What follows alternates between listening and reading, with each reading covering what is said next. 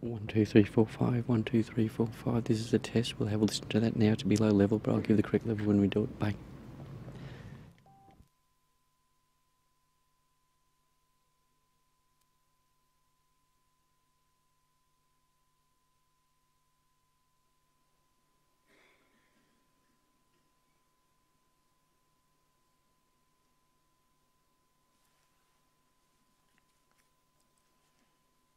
Please be seated.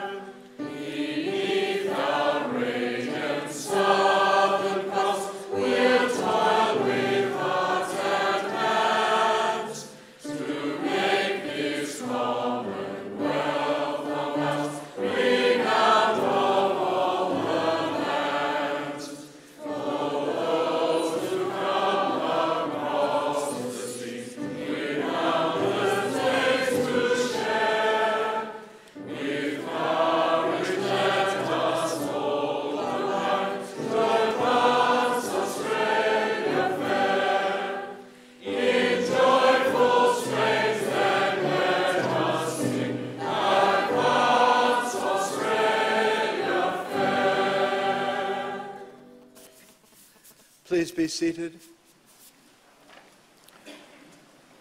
I would ask that if you have mobile phones or pagers that you turn them off now, please. We're now going to have an organ interlude, Mozart's Clarinet Concerto, the second movement, the Adagio movement, which has been transposed for organ. This gives us a moment of reflection before we move on into the formal funeral service.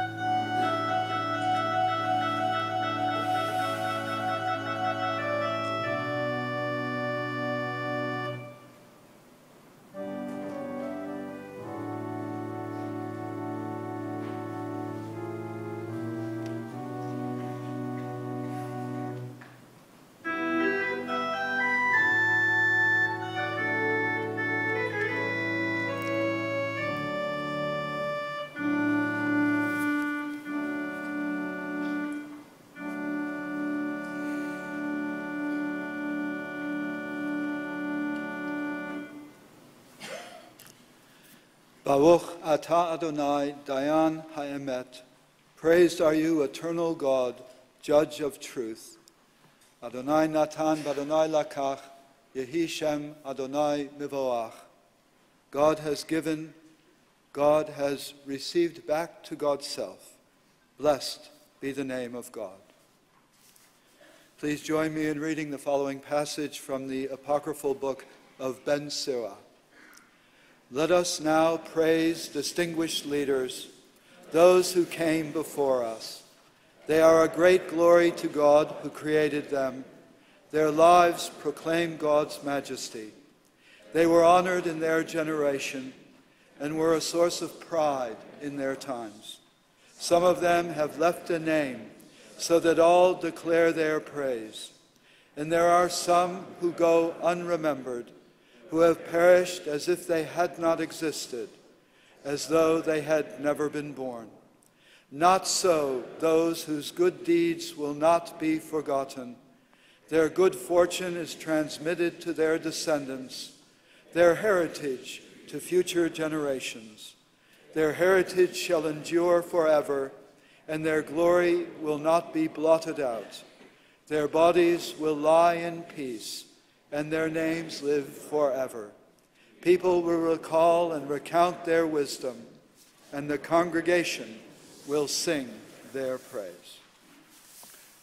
I'd like to invite Rabbi Dr. Zelman Cowen to come onto the bima, the platform, to speak on behalf of the family about his father.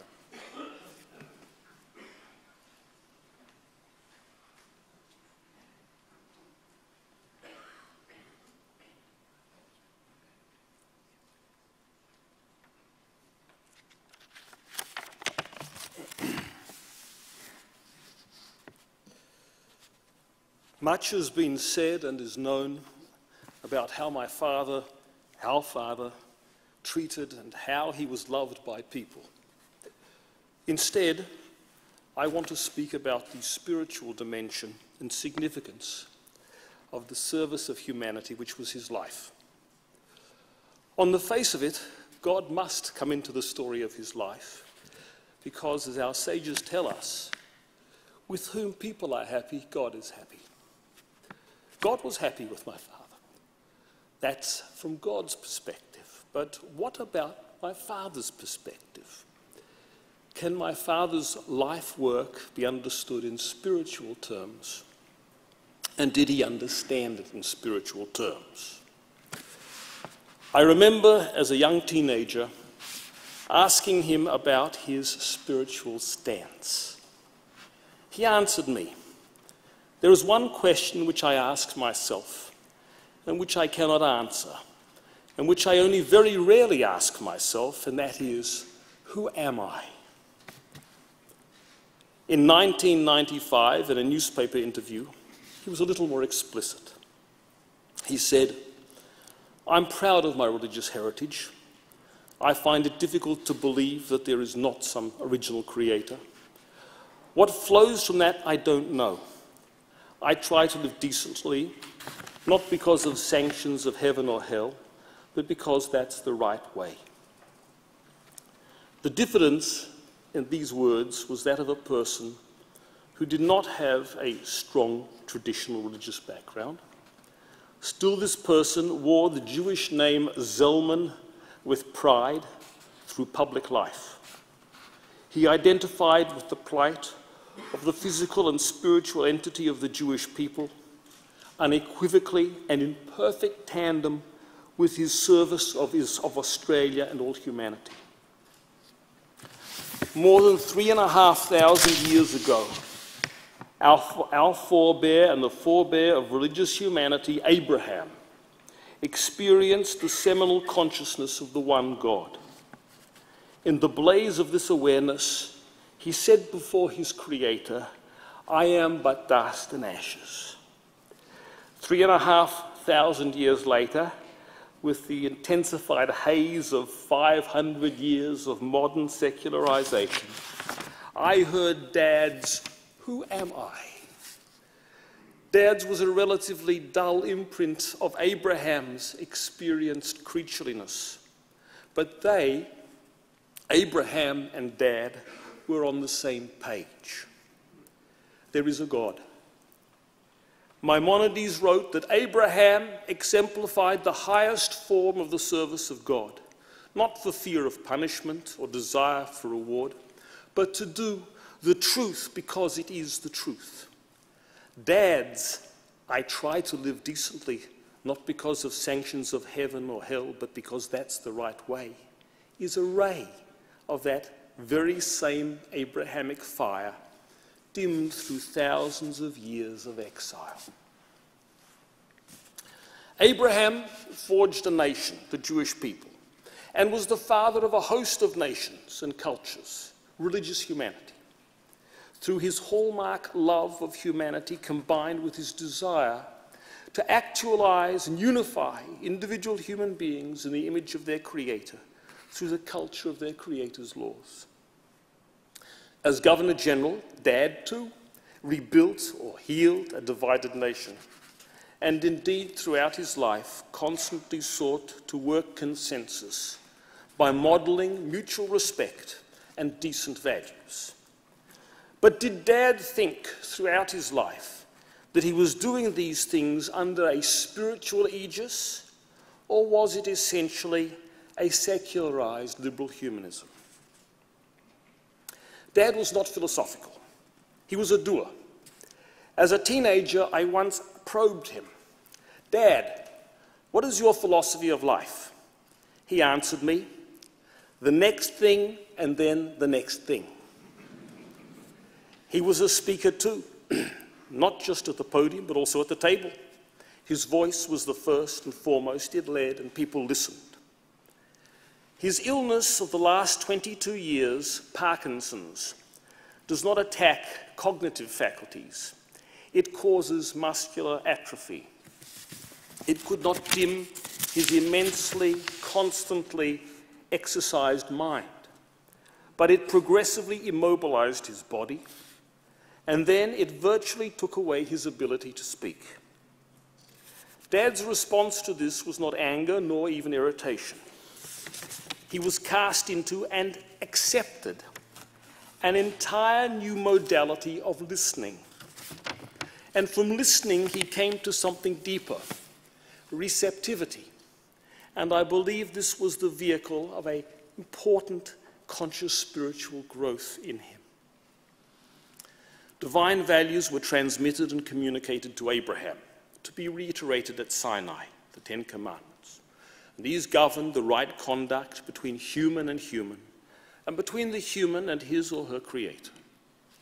With respect to these values, God blessed Abraham because it says in the Bible, I know that he will instruct his sons and his household after him to keep the way of God, to do charity and justice.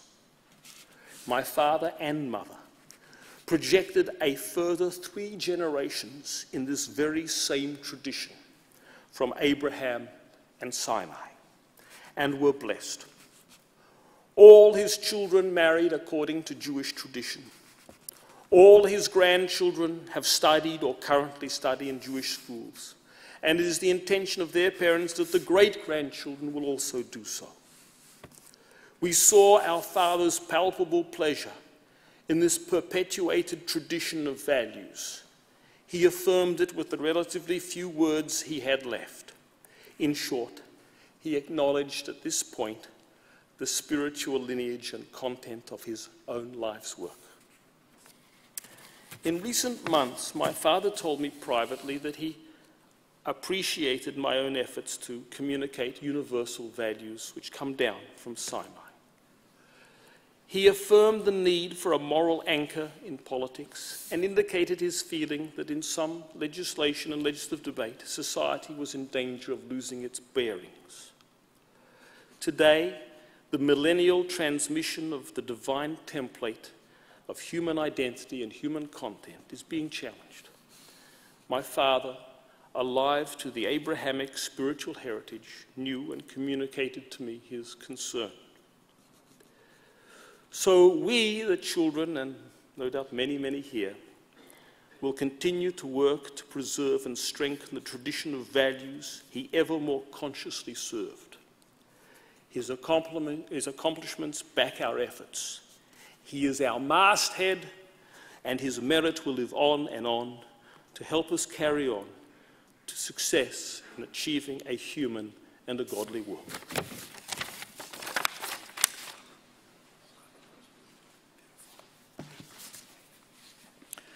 On page 2 in the service booklet,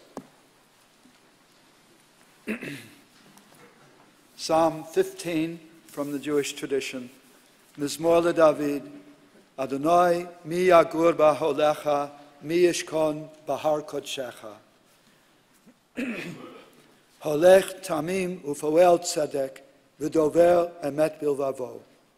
Lo ragal al lishono, lo asa l'reyehu ra'ah, v'cherpa lo nasa al kirovo. Nivzeh be'inav nim'as ve'et yir'ei Adonai yichabed. Nishba lahara v'lo yamir. Kaspo lo natan b'neshech, v'shochad al naki lo lakach. Osei ele lo yemot le'olam. Let's read together in the English. O God, who may abide in your house.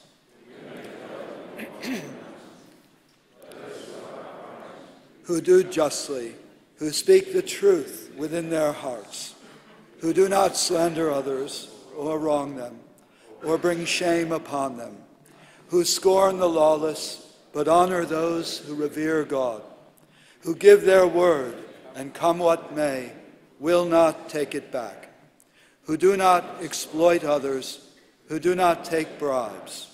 Those who live in this way shall never be shaken. From Psalm 23, Mizmor LeDavid.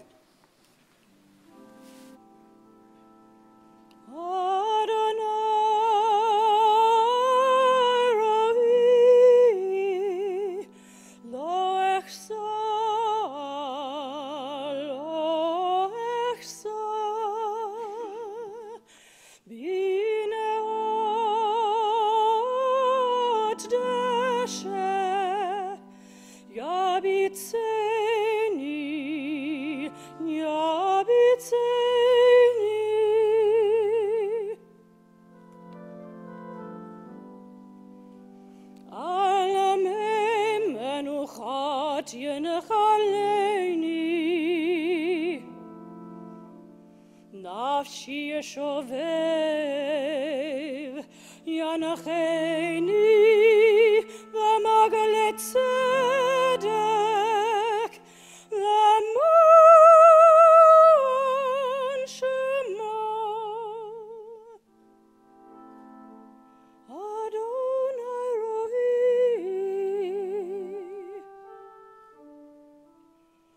לא אחסר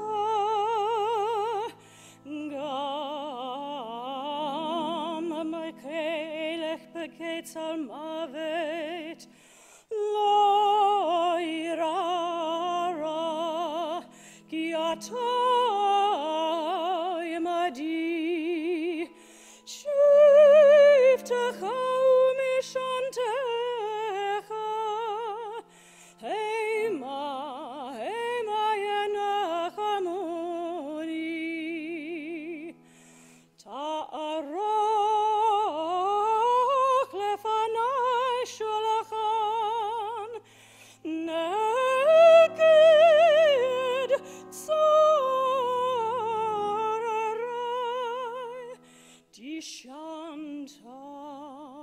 Shemen Roshi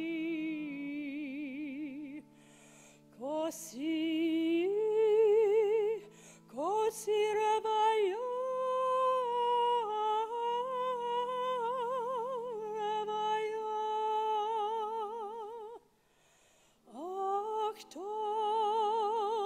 Tov Chesed Yirdefuni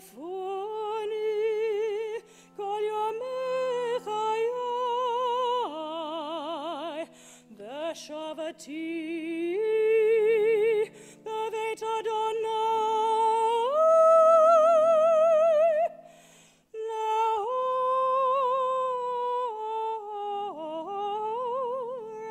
Yamim. Let's read the English together. The Lord is my shepherd, I shall not want. He maketh me to lie down in green pastures. He leadeth me beside the still waters. He restoreth my soul. He guideth me in straight paths for his name's sake. Yea, though I walk through the valley of the shadow of death, I will fear no evil, for thou art with me. Thy rod and thy staff, they comfort me. Thou preparest a table before me in the presence of mine enemies. Thou hast anointed my head with oil. My cup runneth over. Surely goodness and mercy shall follow me all the days of my life, and I shall dwell in the house of the Lord forever. On pages 4 and 5, Psalm 90, Tefillah Moshe Ish Elohim, a prayer of Moses, the man of God. Adonai ma'on ata hayita lanu bedor vador, b'terem harim yuladu, v'techolel eretz v'tevel u'me'olam va'ad olam, ata el. Tashev enosh ad daka, v'tomer shuvu v'nei adam. Ki elef shanim be'einecha, ki yom etmol ki ya'avor, v'ashmura v'layla. O God, you have been our refuge in every generation. Before the mountains came into being, before you brought forth the earth and the world, from eternity to eternity, you are God. You return us to dust. You decree, return, O mortal being. For in your sight, 1,000 years are as yesterday when it is past, as a watch in the night. You engulf us in sleep. We are like grass that renews itself. At daybreak it flourishes anew. At dusk it withers and dries up. The span of our life is 80 years and 10, or by reason of strength 80 years. But the best of those years have trouble and sorrow. They pass by speedily, and we are in darkness. Teach us, therefore, to number our days, that we may attain a heart of wisdom. Turn to us, O God, show mercy to your servants. Satisfy us at daybreak with your steadfast love, that we may sing for joy all our days. Let your deeds be seen by your servants, your glory by their children. May your favor, O God, be upon us. Establish the work of our hands, that it may long endure. V'hi noam Adonai Eloheinu aleinu, u'ma'aseh yadenu konana aleinu, u'ma'aseh yadenu konanehu.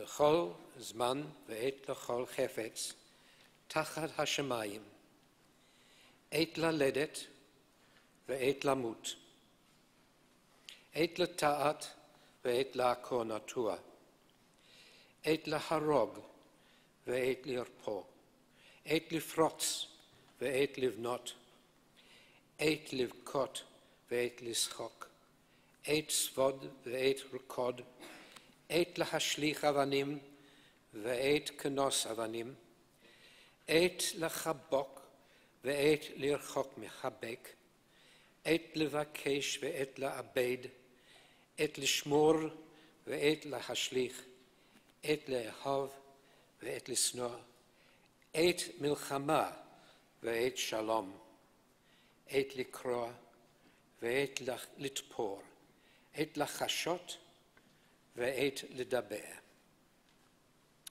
For everything there is a season, and a time for every experience under heaven, a time to be born and a time to die, a time to plant and a time to uproot what is planted, a time to tear down and a time to build up, a time to weep and a time to laugh, a time to grieve and a time to dance, a time to throw stones a time to gather stones, a time to embrace and a time to refrain from embracing, a time to seek and a time to lose, a time to keep and a time to discard, a time to tear and a time to sow, a time to love and a time to hate, a time for peace and a time for war, a time to keep silence and a time to speak. By tradition, a Jewish funeral is simple. Each human being is made in the image of God. Each coffin is of plain wood and is covered with a black pall.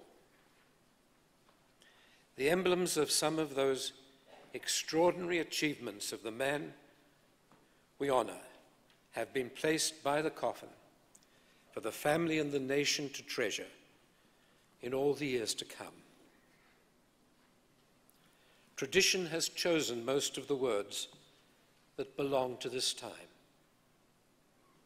Most of those are from the Book of Psalms.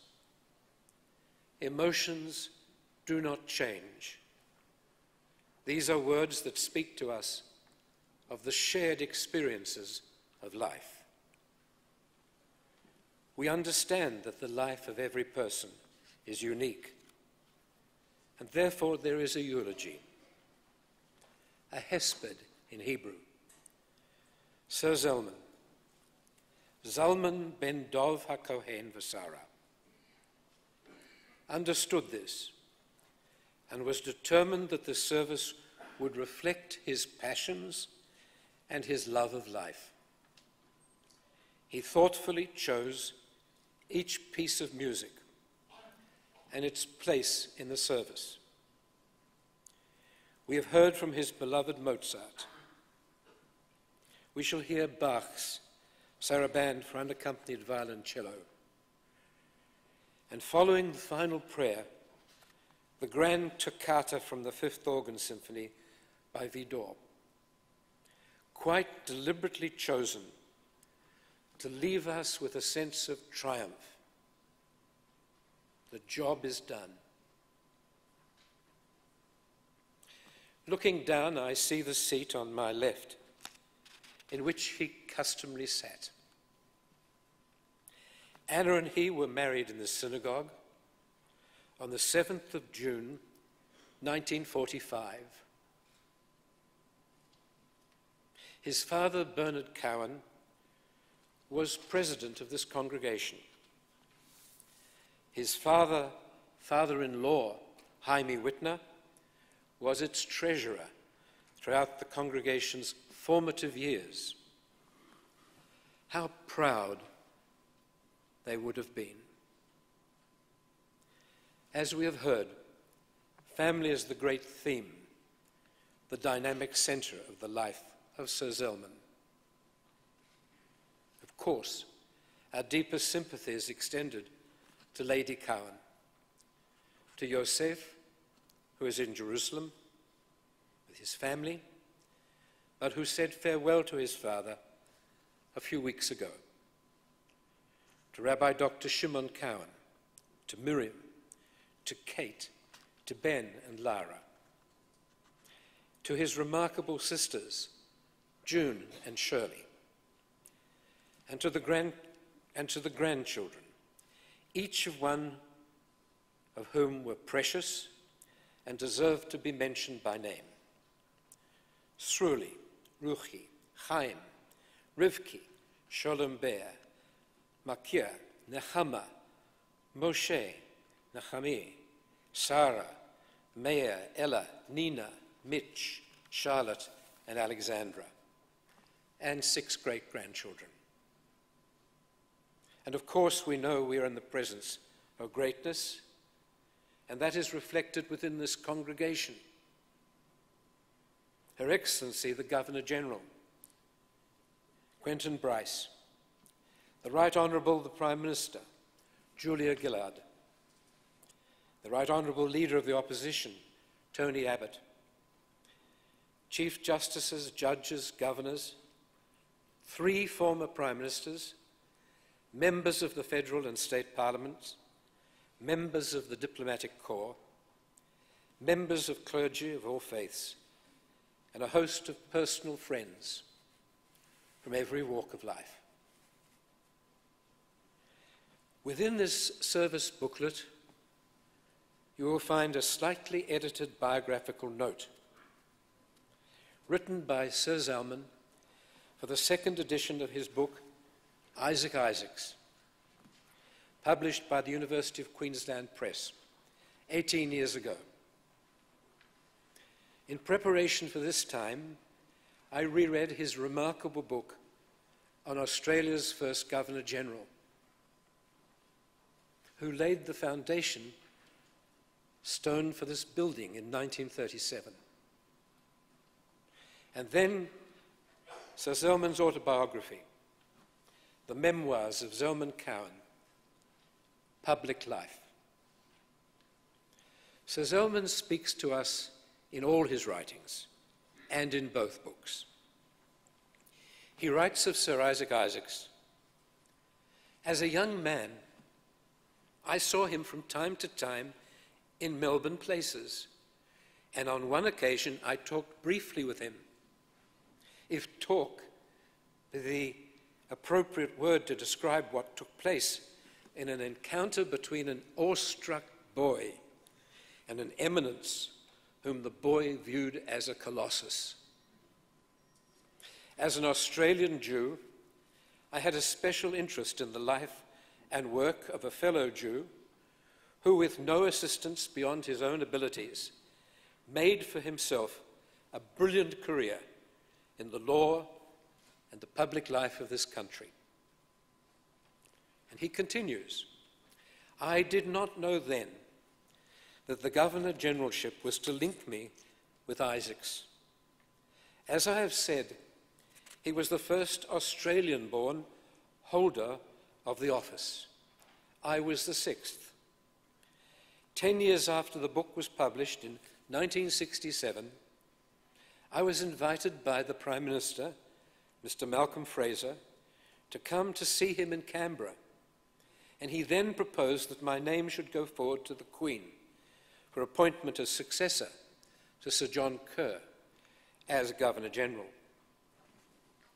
Among the thoughts which crowded into my mind was the one that it was an extraordinary thing that I should have been the biographer of Isaacs." Both Isaac Isaacs and Zelman Cowen had powerful mothers. Isaacs had no sense of humour. Sir Zelman was the opposite. Early on in his autobiography, and there are so many stories, Sir Zelman tells one of his favourite stories concerning his Aunt Annie, who lived in Newcastle on Tyne in England, and who in old age found herself in a hospital. The hospital gravely told her son Sam that his mother was hallucinating. His mother had responded to a number of simple questions by saying she did not know. She was then asked if she could tell them something that she did know. The old lady answered decisively, in her foreign accent, "My nephew is the Governor-General of Australia."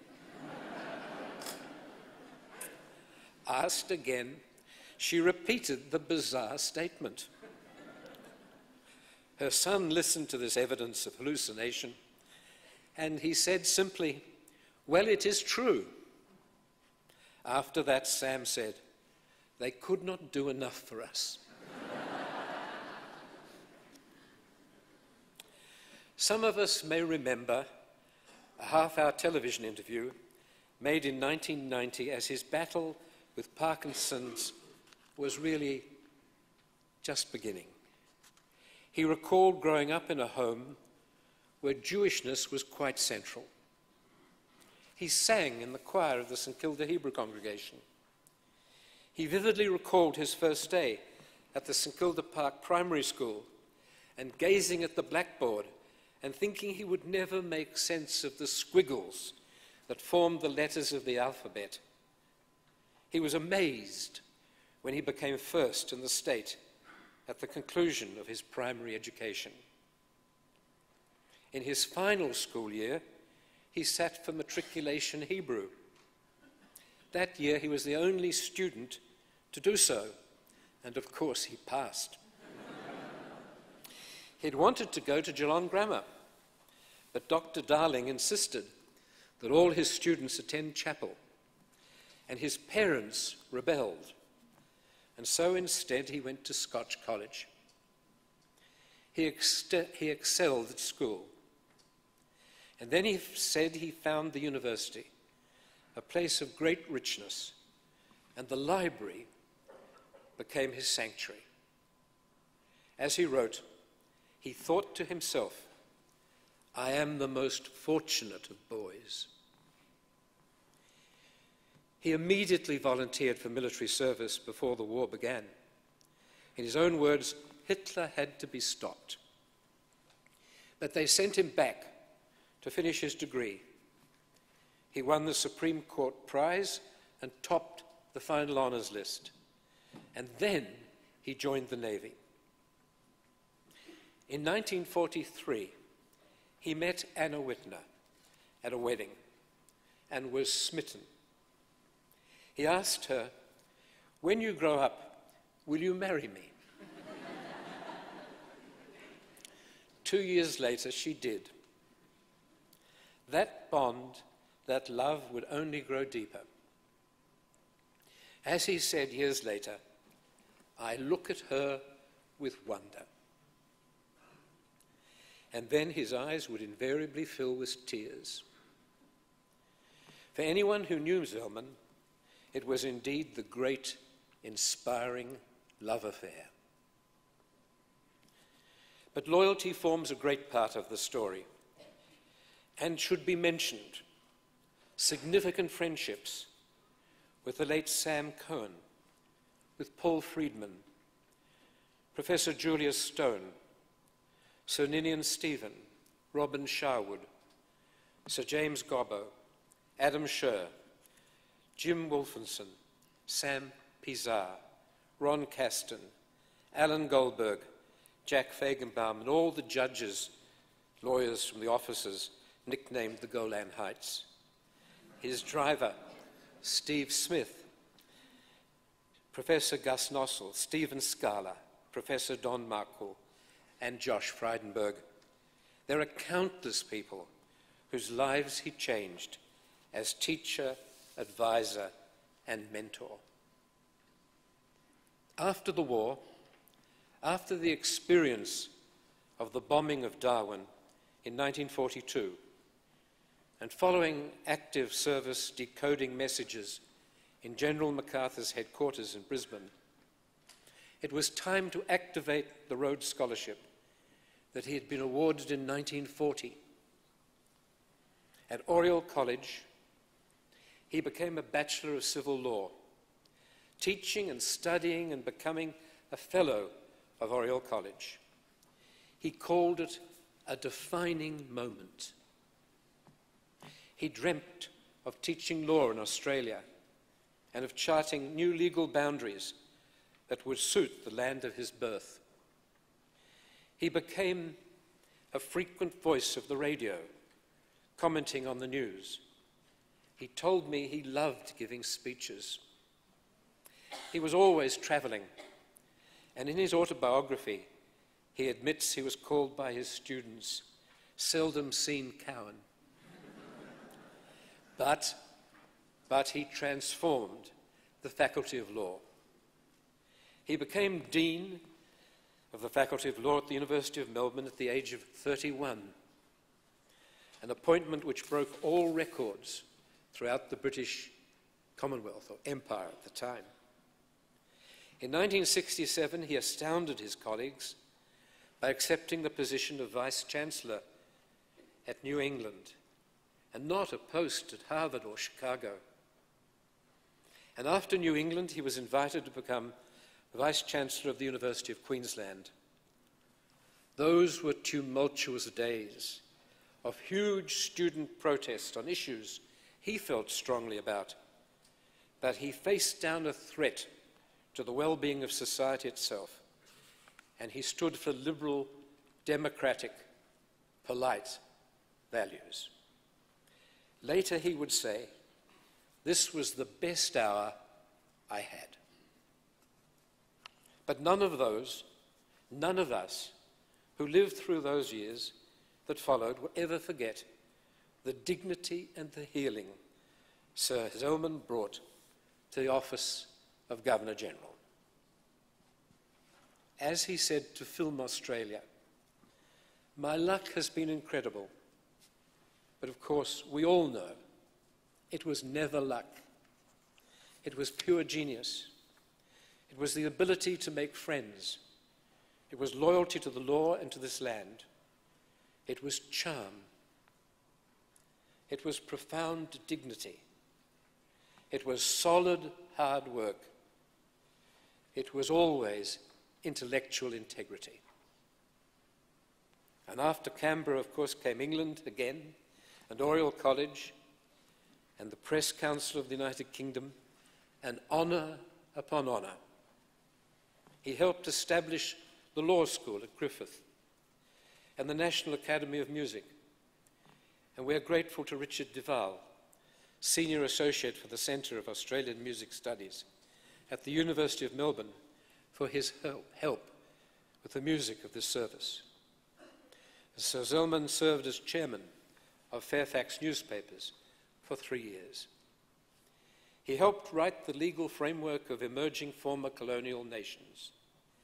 He deeply cherished his links with Israel and with the Hebrew University and the Van Leer Institute in Jerusalem. He took his membership of the Jewish community very seriously. He was a patron of a score of organizations, and he was never just a name on the letterhead. Sir Zelman was a Renaissance man. He loved music and Mozart and Schubert most of all. He was a captivating teacher, as we will hear. He actually suffered fools gladly. Zelman was meticulous. He had a deep sense of what was right and what was wrong. He lived his chosen profession into life. We will hear how there was no frontier between the public and the private man. He had the same values.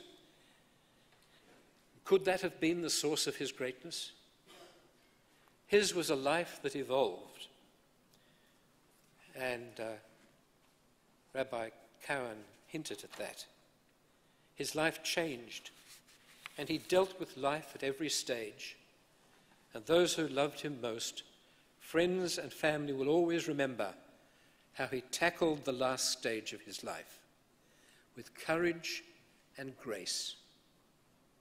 There was never a word of complaint. There was a little obituary in the newspaper on the day after he died, which caught my eye. It was from the St Kilda Football Club, and it finished with the line, "Farewell, Saint Zelman." He would have liked that. We have this morning heard from Rabbi Dr. Shimon Cowen speak on behalf of the family. He quoted from tradition, and I shall too, from a Hebrew classic called Pirkei Avot, The Ethics of the Teachers of the Fathers, written 2,000 years ago. And in chapter 4, verse 17, we read, Rabbi Shimon Omer. Rabbi Shimon said, there are 3 crowns, Keta Torah, the crown of learning. Sir Zelman Cowen was the epitome of learning. Keta Kahuna, the crown of priesthood. He bore that crown of his faith with the greatest dignity. The Keta Malchut, the crown of royalty. the evidence of that crown lies before it.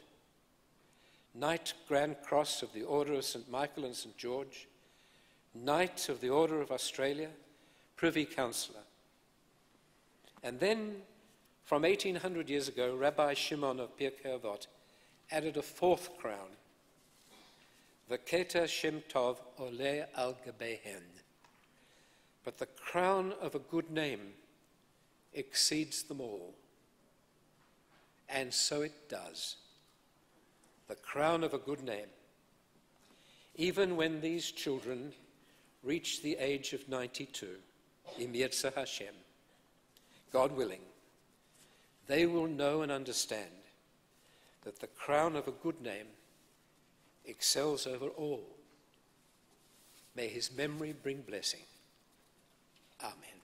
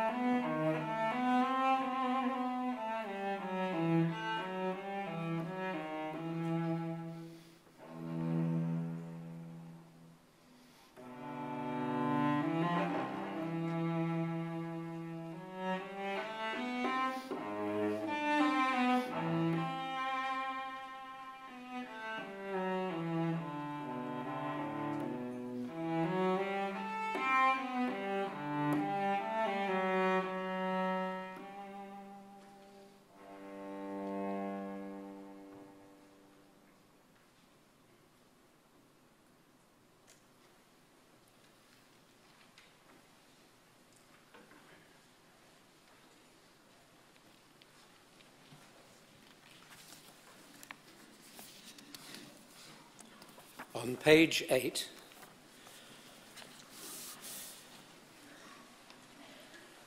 Psalm 121, Shir HaMa'alot.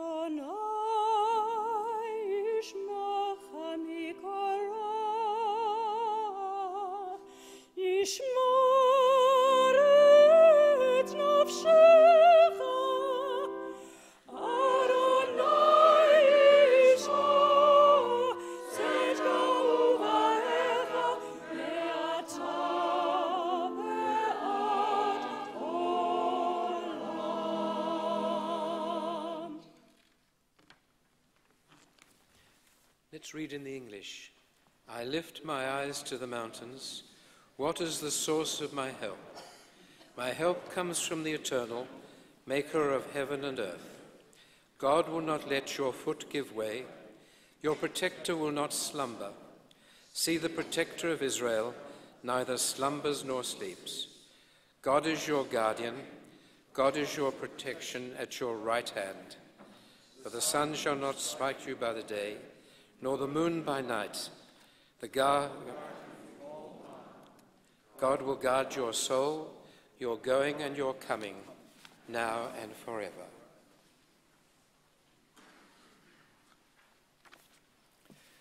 On page 9, a poem by the Hebrew poet Zelda. L'chol ish yesh shem. Each of us has a name, given by God and given by our parents. L'chol ish yesh shem. Each of us has a name given by our stature and our smile, and given by what we wear. Each of us has a name given by the mountains and given by our walls. Each of us has a name given by the stars and given by our neighbors. Each of us has a name given by our sins and given by our longing. Each of us has a name given by our enemies and given by our love. Each of us has a name given by our celebrations and given by our work. Each of us has a name given by the seasons and given by our blindness. Each of us has a name given by the sea and given by our death. From Psalm 103, Enosh kechatzil yamad.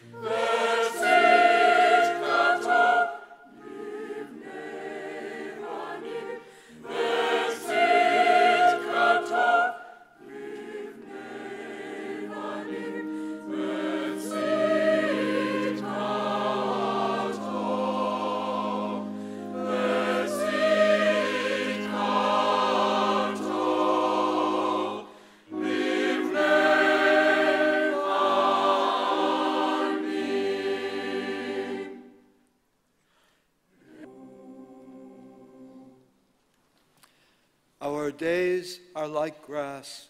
We shoot up like flowers that fade and die as the chill wind passes over them. Yet your love for those who revere you is everlasting. O God, your righteousness extends to all generations.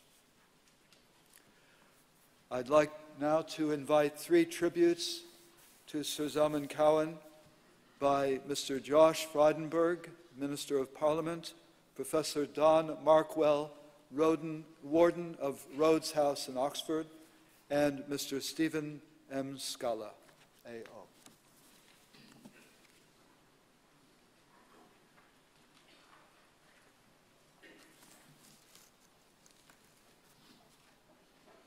Filled as he was with the joy of life, Sir Zelman Cowen never lost his sense of humour.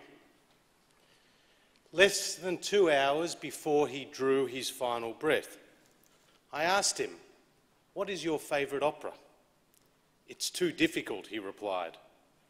In my gravelly voice, I tried to sing the words from Puccini's Turandot, "Nessun dorma," but stopped, telling him that is all I know. He gently smiled and said, "That's not bad for you." This was the final chapter in what was the most special friendship of my life. It began nearly 2 decades ago when I was introduced to Sir Zelman by our mutual friend Stephen Scala. I was a law student who dreamt of going to Oxford. He was a colossus whose public life had few parallels. It was not a meeting of equals.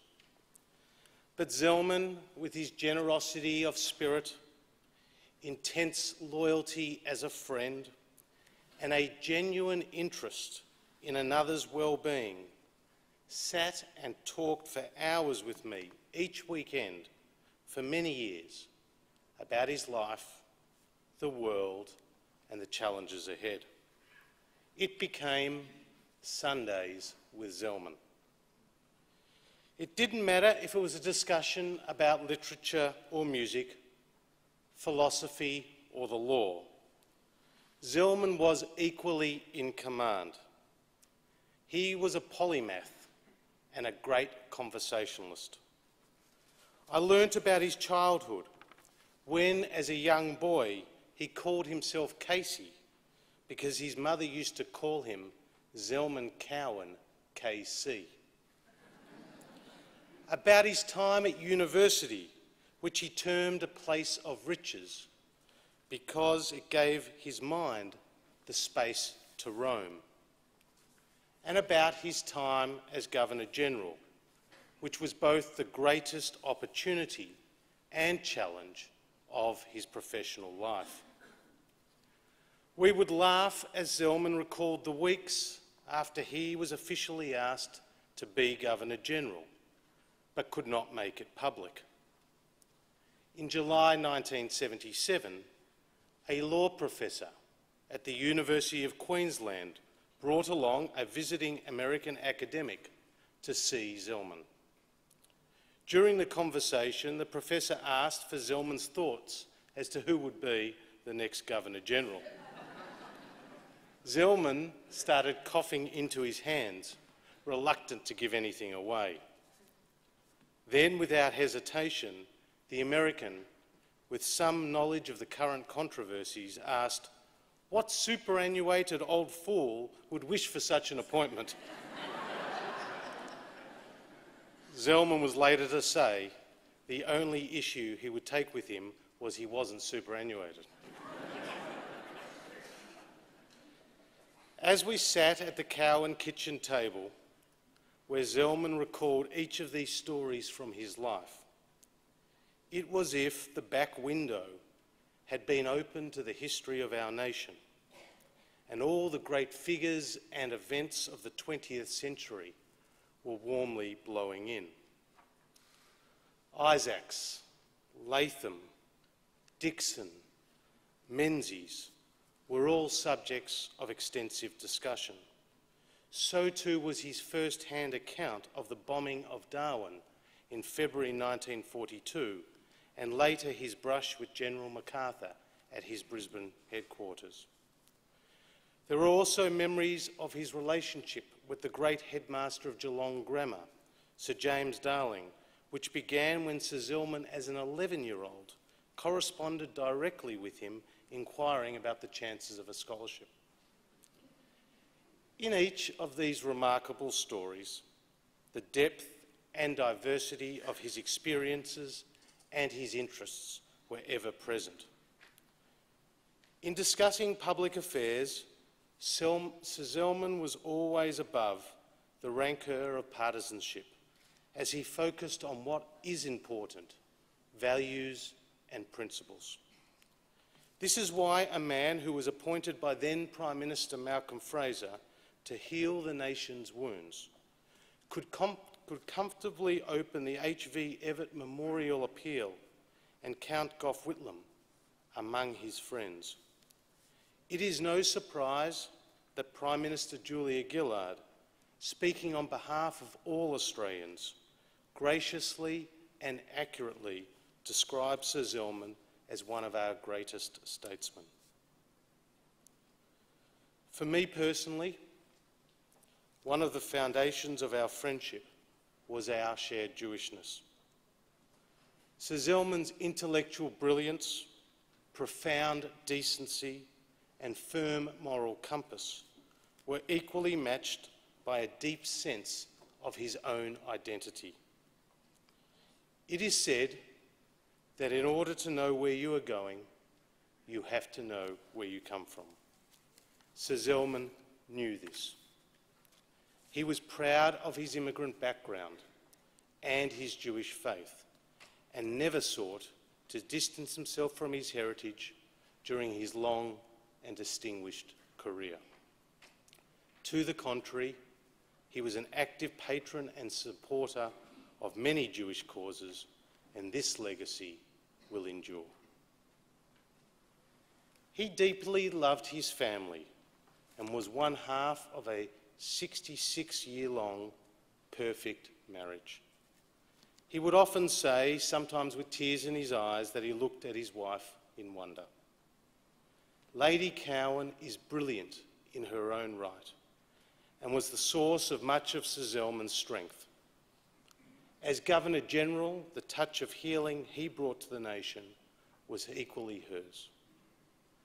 His love for Anna knew no bounds, and I am not the first to say that barring a small issue of Jewish tradition, she would be a saint.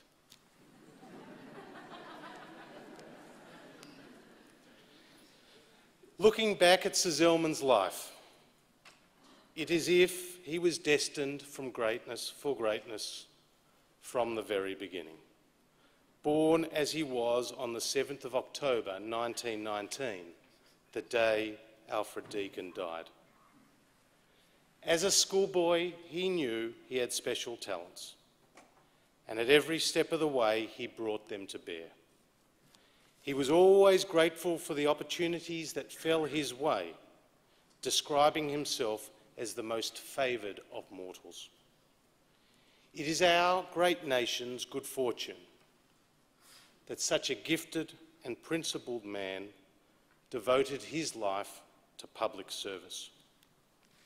We are all saddened by his passing and can be proud of the legacy that he has left behind and the many lives he has touched. I will never forget those Sundays with Zelman and count myself extremely lucky to call such a great Australian my friend.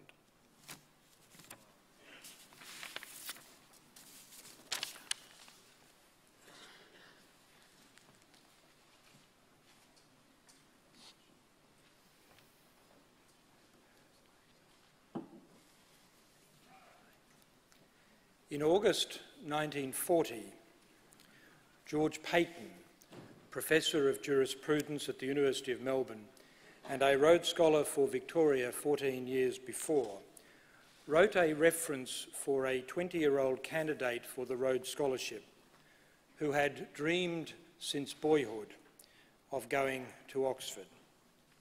Quote, "I have known Mr. Z. Cowen well for some years. His academic record is one that has rarely been equalled. It is frequently the case that those who do brilliantly in arts do not show quite the same aptitude for law, but Mr. Cowen shows the same skill in both fields. His mind is very keen and remarkably mature for one of his age. Very few could even attempt the task he is doing this year, finishing the law course and carrying a burden of university teaching as well. I have found his contributions in discussion classes very penetrating and interesting. And although one is a poor student who can teach his mentors nothing, from Mr. Cowen I have learned a great deal. He has a rounded personality, broad interests and cultivated tastes. He has great energy and that intellectual integrity which refuses to accept anything which has not been investigated. He has the assured courtesy of a much older man, and while he has no reticence in urging his own opinions, I have found him both respectful and willing to abandon his point of view if its weakness could be shown. In short, I feel he has that quality which would benefit most from a period at Oxford. I have written many of these testimonials for the selection committee, but this is the first time that I can write for a candidate who has exactly that intellectual flair of which great things can be predicted." Zelman Cowen won the Rhodes Scholarship for Victoria that year, but he was not able to take it up until 1945 after wartime service in the Navy. In Oxford, where he went with his young wife and life partner, Anna, he was appointed a permanent fellow and tutor in law at Oriel College even before he topped the postgraduate Bachelor of Civil Law degree in 1947. From this base, he also did legal work in the post-war occupation of Germany and had his first exciting exposure to law teaching in the United States. In 1950, George Peyton, as Dean of the University of Melbourne Law School, wrote to Zelman to see if he was interested in applying for the Professorship of Public Law there. He was, and the Warden of Rhodes House, Oxford, C.K. Allen, an understated but highly distinguished Australian lawyer, wrote from Oxford expressing, quote, "both pleasure and confidence in supporting Mr. Zelman Cowen's application." Noting his academic record both in Australia and at Oxford, and that he had more than amply justified his election as a Rhodes Scholar on all grounds, both personal and scholastic, Warden Allen reported that, quote, "since he was elected a Fellow of Oriel College, I have ample evidence that he is a successful teacher who takes great trouble with his pupils, has a shrewd judgment of them, and is much appreciated by them. He is, in my opinion, a man not only of quick and extensive legal attainment, but of genuine scholarly interests." Warden Allen commended Zelman as a constitutional lawyer who would be a cooperative colleague, efficient in administrative duties. Oriel College, the Warden privately noted, would be very sorry to lose this excellent tutor.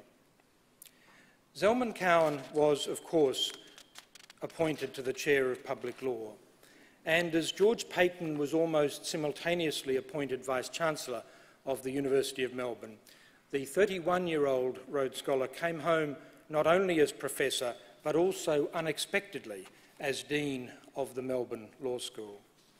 Over the next 16 years, he truly transformed it into the modern law school, grounded in first-rate scholarship and teaching, and rich with international linkages, especially with the US universities he visited. His own inspiring teaching and encouraging mentoring are, I know, still remembered with gratitude by many law students of that time, now very senior in their profession. It was in these Melbourne years that Simon, Nick, Kate and Ben were born.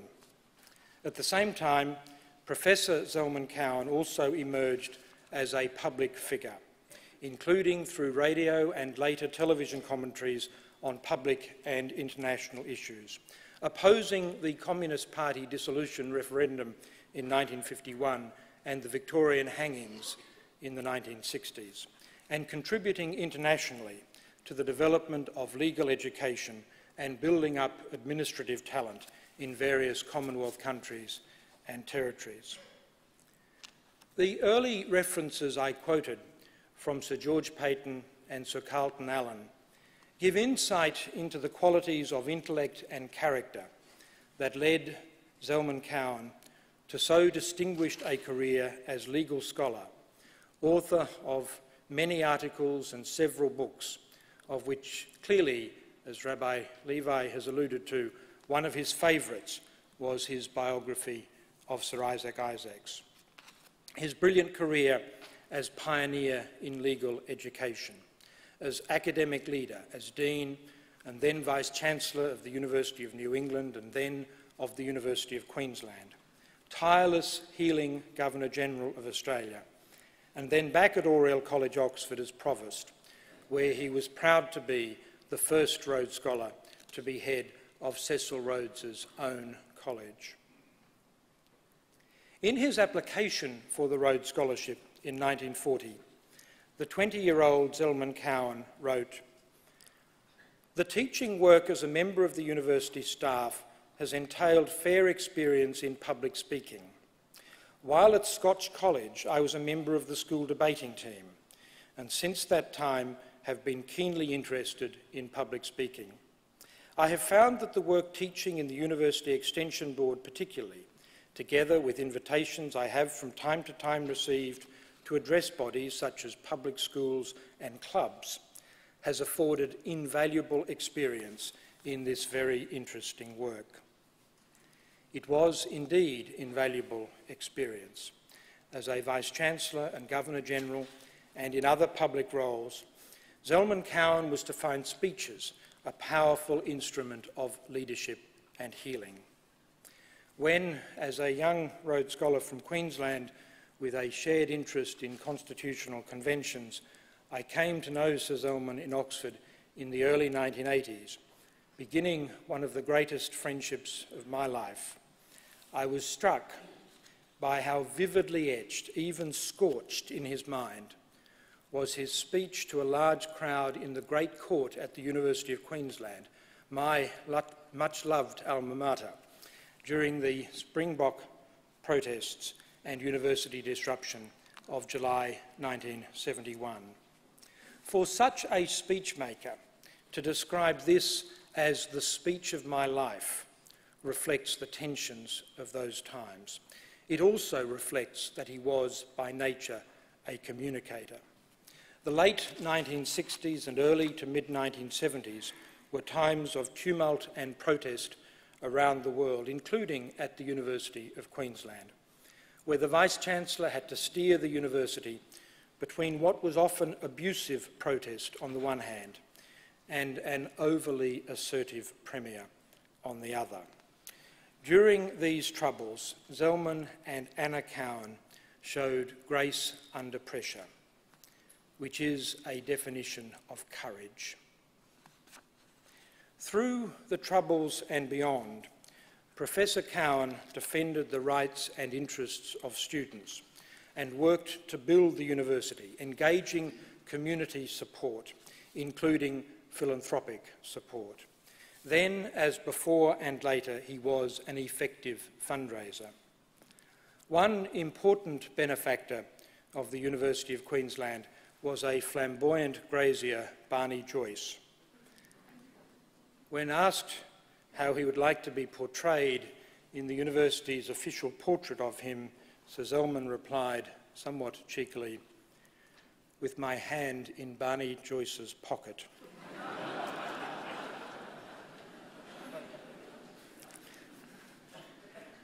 Her Excellency the Governor-General has spoken of how, when she invited Vice-Chancellor Cowen at short notice to lecture to one of her law classes at UQ at that time, his was the best lecture she has ever heard, earning a standing ovation from the students. Fulfilling his vision of the Vice-Chancellor as an independent public figure, as well as leader within the university community. In various public addresses in Australia and overseas, Vice-Chancellor Cowen spoke of how the tearing of the social fabric in countries around the world was threatening the fragile consensus, the acceptance of shared values and rules, on which what he called a civil liberal society depended. The 1975 constitutional crisis and responses to it greatly strained the fragile consensus about crucial aspects of governance in this country. When, in 1977, Sir John Kerr indicated his intention to resign as Governor-General, the Prime Minister, Malcolm Fraser, turned for his successor to a wholly non-partisan constitutional scholar and attractive public figure who, in thought and action, had grappled more profoundly than perhaps anyone else in this country with the issues of division, consensus, communication and healing. In using Nehru's phrase, "a touch of healing," to describe what he hoped to bring to the office, Sir Zelman set the theme of his 4.5 years as Governor-General. Above all, the healing was done through reaching out to community groups in all corners of the country, endless visits and countless speeches, reflecting careful research and what seemed like boundless energy. I first saw Sir Zelman Cowen, of whom, of course, I had known for years, when in 1978 he came back to the University of Queensland, where I was then an undergraduate, to give a major speech in the main hall, which he had been so determined and proud to build. His speeches aimed, not least, in Sir Zelman's phrase, to interpret the nation to itself. As we all know, this healing balm was a profound gift to the nation, for which we are right to remain grateful. And Sir Zelman's approach has been a model for a number of subsequent Governor-Generals.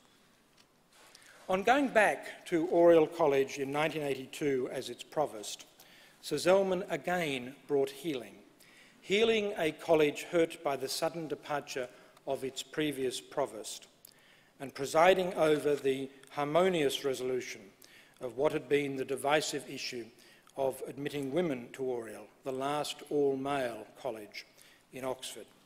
His speeches to rowdy undergraduates at dinners after rowing victories are legendary, showing his own depth of engagement in the full life of the college and enabling him humorously to encourage academic as well as sporting success.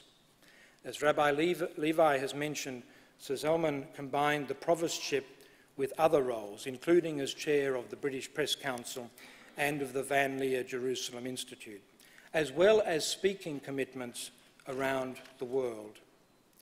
His extensive speech-making about the role of Governor-General and other Commonwealth issues reflected the fact that although he had written on issues of monarchy and republic since the mid-1960s, he, along with most Australians, then believed that Australia had sufficiently achieved the substance of independence and had no need to change to a republic.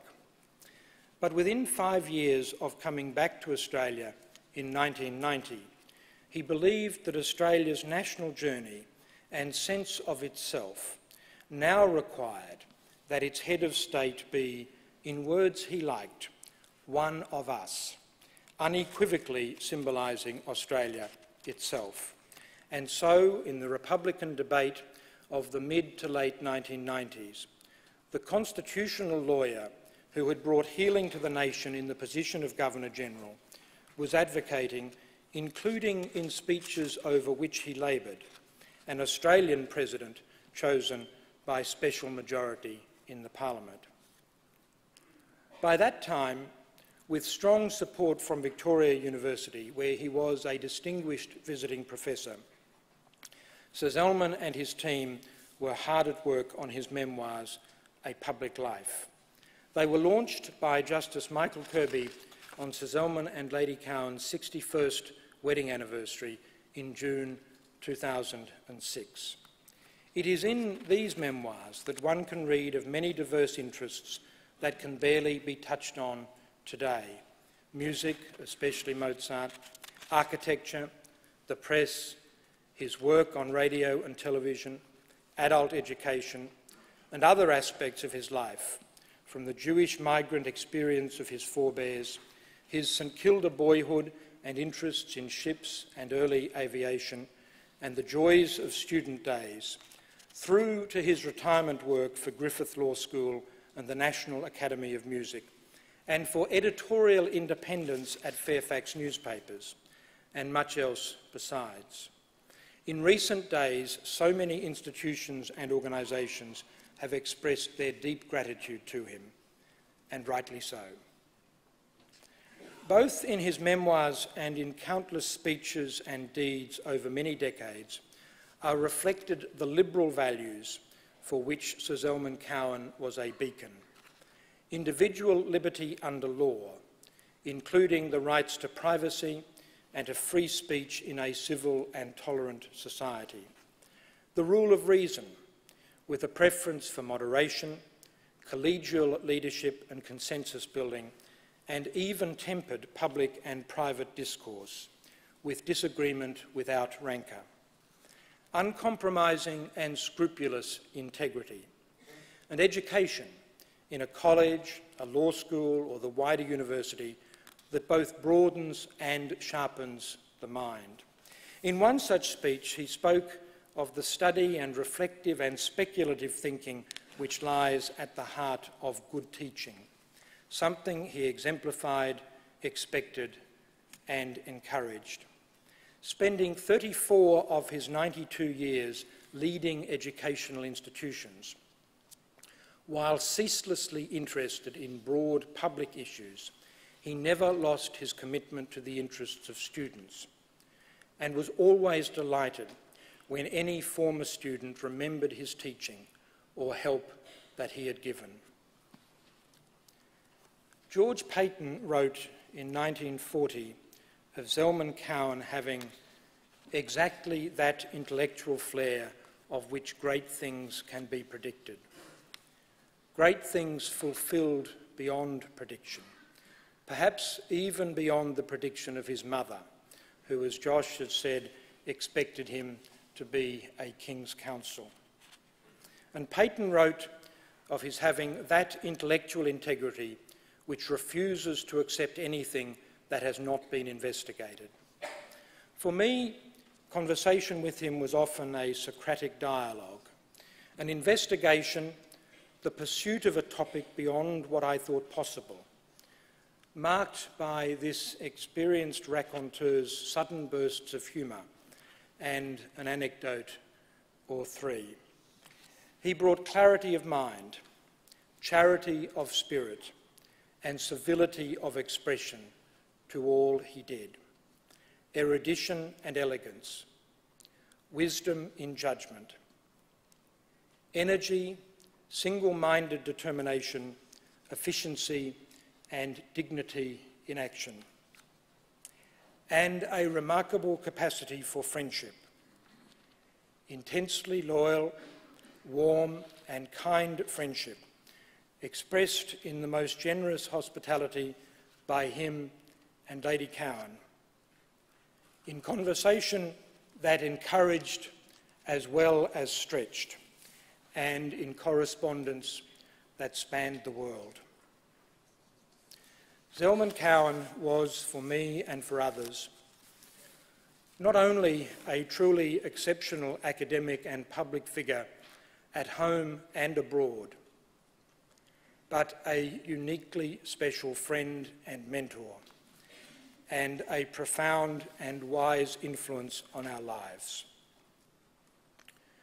We remember him with love and gratitude, and we will miss him more than we can say.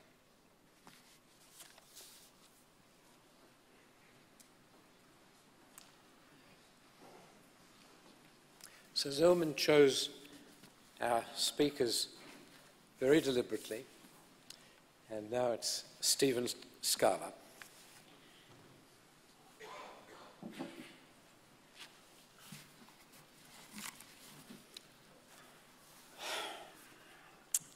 Six years ago, one of my saddest conversations with Sir Zelman, perhaps the saddest, was when he asked me to give this speech this day. I discharge my duty to him today with a very heavy heart. He asked me to speak of him as the private man. My best friend at school was Nick Cowen, the bright second son of the Cowen family. Long ago, he invited me to Shabbat dinner with his parents in the Vice-Chancellor's residence in Brisbane. My fear of saying anything silly in the presence of such awesomeness left me silent, until the warmth and inclusiveness of Professor and Mrs. Cowen freed my voice. My father passed away when I was 16, and for reasons best known to Professor Cowen, he tucked me under his gentle wing and guided me through the difficult years. I extend my heartfelt thanks to Anna and to the family for so graciously permitting me to stay tucked under Zelman's wing for the last 40 years. It was the best place a boy in my circumstances could have ever been, and for that I am truly grateful. Of the many ingredients that go into shaping such a remarkable man, it is clear that two women played roles above all others. I pay tribute to his formidable mother, Sarah, and of course to his beloved wife, the incomparable Anna. As a boy, Sir Zelman's mother recognised his extraordinary gifts, and her ambitions for him were boundless. Even today, family folklore suggests that she would not be surprised, but would be very pleased by how far he went. For Zelman, however, the great source of satisfaction was in undertaking service for others, and he did this with the caring and loving support of Anna. Anna and Zelman shared a love story and a marriage as strong, committed and complementary as any of us has ever seen. For 66 years, it was the perfect union and an example to all who knew them. The reality is that he could neither have achieved so much nor experienced the level of satisfaction with his life without her. And he knew it, and he told us so. She was his equal partner. The irreverence of the Cowen children was a joy for Sir Zelman to behold. He loved each of his children, Simon, Nick, Kate and Ben, deeply. He loved to tell the stories of their brilliance in disagreeing with him, or their apparent indifference to the great affairs of state in which he was preoccupied for much of his time. Of his legendary intellectual achievements, perhaps the one which gave Professor Cowen greatest cause for anxiety was the ordeal of whether he would be adjudged worthy by Oxford's most eminent professors. The doctorate of civil law is a very rare degree. Its few recipients enter the pantheon of great professors. It is awarded following an examination of whether the candidate's published books and papers constitute, and I quote, an original contribution to knowledge of such substance and distinction as to give the candidate authoritative status in some branch of legal learning. Among lawyers, this is Oxford University's PhD of PhDs. It was conferred on Professor Cowen in 1968 after what he described as months and months of anxious waiting.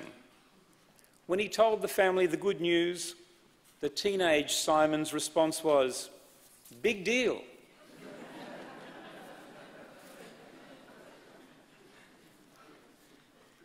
In his old age, as Simon observed, Zelman found the time and a greater insight into the worlds of his children as he patiently listened to their voices and more fully appreciated who they had become along the way. This gave him great pleasure and meaning. He considered himself blessed to be surrounded by a large, talented, and extraordinarily loving family. The Cowen home, managed by Anna, placed Zelman at its epicentre. In the Jewish tradition of conviviality and sharing, all were welcome to break bread. We conversed at a round table where everyone was equal. It was lively, stimulating, intoxicating, and infectious. Everyone was afforded, nay, encouraged to express and, of course, defend their views. His examination was always, as Don has mentioned, in the great tradition, Socratic in nature. Dialogue interspersed with wit, humour and stories was always the order of the day. No one was humbled or humiliated in an argument with the great professor. They were treated kindly. With him, no one ever left a conversation in doubt that they had learned something. In so many of my youthful discussions with him, Professor Cowen was quietly teaching me how to think for myself.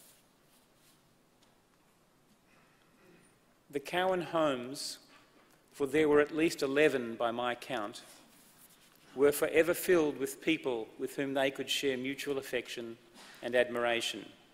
Humour, debate and ideas always provided a sense of connectedness in this family. There was great normalcy in Sir Zelman's home. Like all of us, Sir Zelman needed a private place to restore the energies of the public man. One of his favourite homes was the Cowens' modest holiday cottage at Caloundra on the north coast of Brisbane. For years, this was his safe haven. He retreated there after periods of great intensity in his work. The cottage was where he spent much treasured family time. Even when he became Governor-General, holidays were spent there, reading, talking, cooking together, playing games, and strolling on Dicky Beach, and, much to the consternation of the security services, swimming daily in the surf. The greatest cricketing moment in the life of one of our friends was achieved the day he was dismissed court aide-de-camp bowled Governor-General.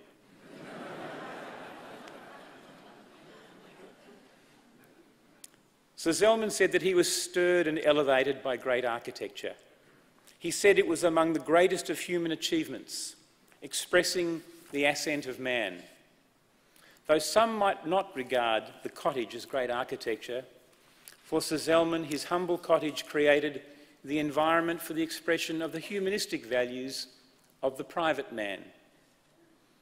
He liked the person he became when he got there. Sir Zelman was mentor to many. He chose them all. They range in age from their 80s to a young man still a teenager at Oxford today. The older ones became outstanding contributors to their society. The younger ones, like me, are still working at it. His face would light up in a discussion about how one of his chosen was going. He cared deeply about them and was comforted by the fact that they cared so much about him. Some have flown from England to be here today. When they heard the news, they dropped their tools of trade, left their university and their barristers' chambers, went to Heathrow and emerged at Tullamarine because the old man was gone and they had to be here to say goodbye. Zelman was a great teacher. He taught us all to think and also how to think. He had a remarkable gift in nourishing others. He also taught us that with the privilege of learning from him, it's our responsibility to pass it on. Much of what we learnt from Sir Zelman was by osmosis, simply by being in his presence and discussing the great affairs of the day or the intricacies and subtleties of the law we learned. To understand how the private man achieved this, we should remember his authenticity. He was an exemplar of decency, unfailing courtesy, generosity, openness to reason, grace and constancy. He afforded everyone their dignity. His life's work in public and in private reflected the deepest concern for the dignity of every person. His views were always clearly articulated, balanced and ethical. Though he understood logic and could dissect propositions of great subtlety, his solutions were a synthesis of principle, experience and the workable. His touchstones were justice, sense and order. In short, he was wise. He embedded in us a love of learning, the pursuit of ideas and the power of reason in achieving justice, simply by being who he was. It is important to emphasise that he did not shape us. He helped us to shape ourselves. In discussion with him, when he sensed that we finally understood or had absorbed something, he would smile and say, ever so ambiguously, "So there, we have it." This was Sir Zelman's distinctive method of closure. All mentors have protégés, but in hubris many never let them go or grow. Sir Zelman had the special gift of knowing how to make that subtle and imperceptible transition from teacher to friend. Friendship was very important to Sir Zelman. He knew so many, and as has been recounted earlier, met many of the most famous, important and compelling figures of the last 80 years. His private world knew an extraordinary range of friends from all walks of life and all parts of the world. He ached privately for the loss of Peter Nettle, Sam Cohen, Robin Boyd, Peter Carter, Paul Friedman and Bob Louis. All were men about whom he fondly and often recounted experiences, occasionally, especially as he grew older, with a tear in his eye. I know Sir Zelman had an especial fondness for his driver of many years, Steve Smith, and his two personal assistants, Lynn Curtis and Honorina Cian. Sir Zelman stayed close to the communities to which he belonged. He cared deeply about the Jewish community. In his public life, he became the successor to General Sir John Monash and Sir Isaac Isaacs as men who transcended politics and religious affiliation to play vital roles in the affairs of the nation by sheer force of their ability and personal qualities. In his retirement, Sir Zelman was a source of support for an extraordinary number of community causes, including in medical research, music, education, the performing arts, the Jewish Museum, and he participated in a large number of Jewish community causes. The St Kilda Football Club, as you have heard, was also a source of the full range of mixed emotions for him. There's a lovely story that says much about the old man, his wit, and his insight into himself. In 2010, his long-suffering St Kilda made the AFL Grand Final. Zelman was talking with a close colleague about the famous 1966 Grand Final, where the Saints won by a single point. His friend asked Zelman whether the 1966 final fell on Yom Kippur. After Zelman confirmed that indeed it had, his friend asked whether Zelman had attended the match. Smiling, the old man said that in the morning he went to synagogue, and in the afternoon, after very careful consideration and deliberation, he popped into the game. As you know, the Saints won by a single point late in the game. So his friend said, "So Zelman, it was worth it, wasn't it?" The old man replied, "It's too soon to tell."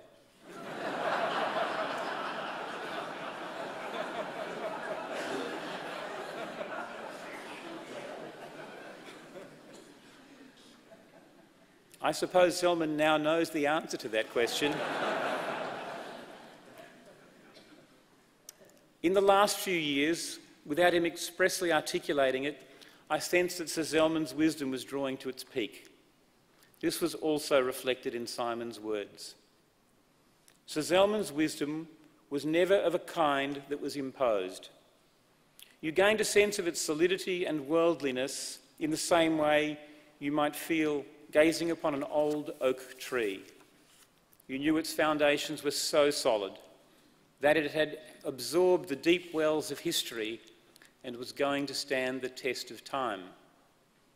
There was a quality of immutability and permanence in the expressions of the old man, as though he had seen and thought about it all before, and therefore knew what was right and just and good.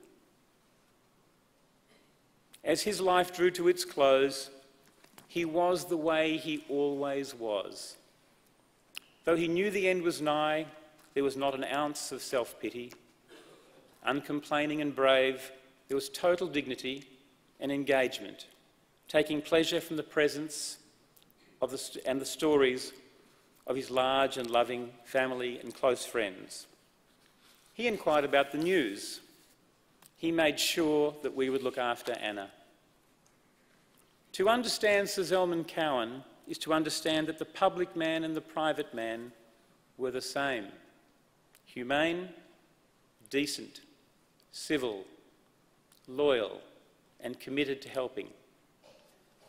When I saw him last week for the last time, he was spirited, clever as always, and displaying his wonderful sense of humour and wit. He was a man whose nature and temperament in the face of final decline was constant and truly magnificent. Because he asked me to speak to you today about the private Zelman Cowen, I think it appropriate to hear from the most private sanctuary, the mind of the man himself. He once wrote, "I reflect on a life that has been blessed by good fortune. I have had remarkable opportunities to serve the communities to which I belong and about which I care deeply. In doing so, I have had the strong support of my wife." Perhaps more poignantly, with the air of the inevitable finality, he said, "The small boy did not dream all of this. It was far beyond the scope of any dream. It was what happened, and I am deeply grateful." So there, we have it.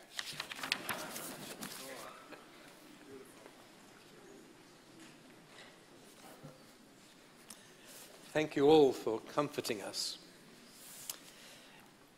Our final prayer, the traditional Eil Malei Rachamim, is on page 11, Bruce, and we rise for El Malay Rachamim.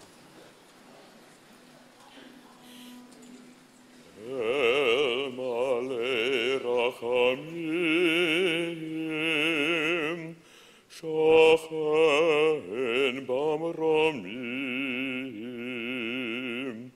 Hamsei Menucha Nechana, Tachat Kanfei Hashchina, B'malot Kedoshim U'Teharim, Kezar Halakia Mazhirim, Et Nishmat Reb Zalman ben Dov HaKohen Vesara, Shehalach Le'olamo, Bavur Sherav Zalman ben Dov HaKohen Vesara, Yiten Staka B'adei Haskarot Nishmato, Began Eden Tiye Menuchato, Lachen Baal Harachamim, Yastirehu B'seter Knafav Le'olamim, V'yitzror b'tzror HaChayim, Et Nishmato, Adonai hu nachalato, ve'anoch b'shalom al mishkavo, v'nomar Amen. Compassionate God, eternal Spirit of the universe, grant perfect rest in your sheltering presence to Sir Zelman Cowen, Zalman ben Dov HaKohen Vasara, who has entered eternity. O God of mercy, let him find refuge in your eternal presence. May his soul be bound up in the bond of everlasting life. God is his inheritance.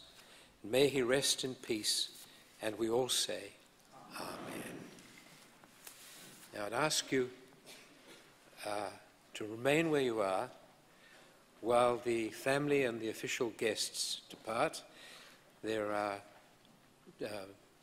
pallbearers who have been chosen and a grandson who will carry the decorations, Mitch.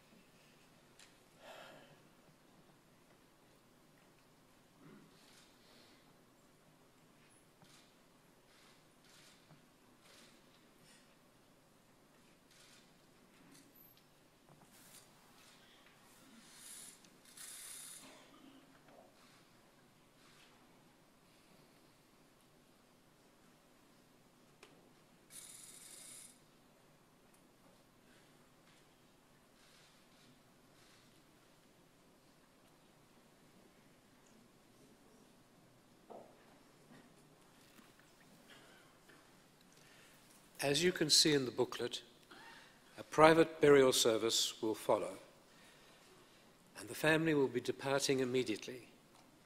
Lady Cowen and her family hope to be able to meet with many of you following the minyan held here at 7:30.